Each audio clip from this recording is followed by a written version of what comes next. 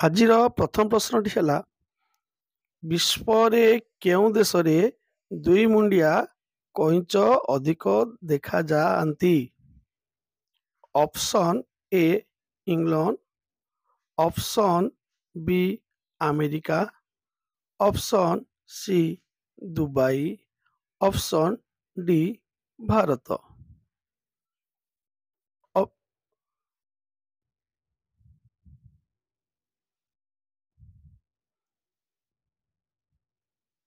ସଠିକ୍ ଉତ୍ତରଟି ହେଉଛି ଅପସନ୍ ବି ଆମେରିକା।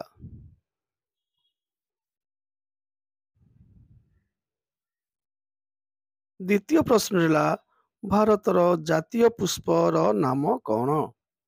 ପ୍ରଶ୍ନ ହେଲା ଭାରତର ଜାତୀୟ ପୁଷ୍ପର ନାମ କ'ଣ? ଅପସନ୍ ଏ ମନ୍ଦାର, ଅପସନ୍ ବି ଟଗର, ଅପସନ୍ ସି କଇଁ, ଅପସନ୍ ଡି ପଦ୍ମ। ତାର ଠିକ୍ ଉତ୍ତରଟି ହେଲା ଅପସନ୍ ଡି ପଦ୍ମ। ତାର ପରବର୍ତ୍ତୀ ପ୍ରଶ୍ନଟି ହେଲା କେଉଁ ଜୀବ ଛିଡ଼ା ହୋଇ ଶୁଏ? ପ୍ରଶ୍ନ ହେଲା କେଉଁ ଜୀବ ଛିଡ଼ା ହୋଇ ଶୁଏ?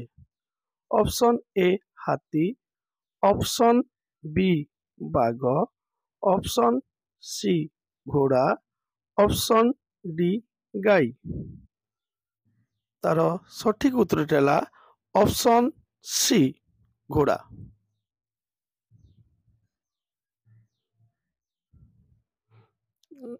ପରବର୍ତ୍ତୀ ପ୍ରଶ୍ନ ହେଲା ଭାରତର ଜାତୀୟ ନେତା କିଏ? ଭାରତର ଜାତୀୟ ନେତା କିଏ?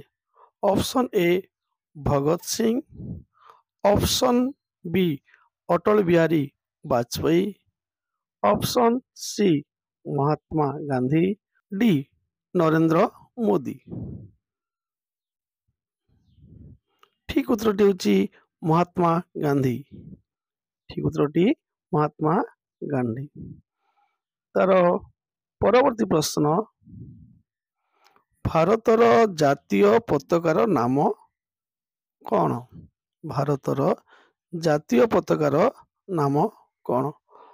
Option A red, option B union ନିଶୁକି, option C Tiranga, option D 5 star. ସଠିକ୍ ଉତ୍ତରଟି ହେଉଛି option C Tiranga. Option C ତ୍ରିରଙ୍ଗା।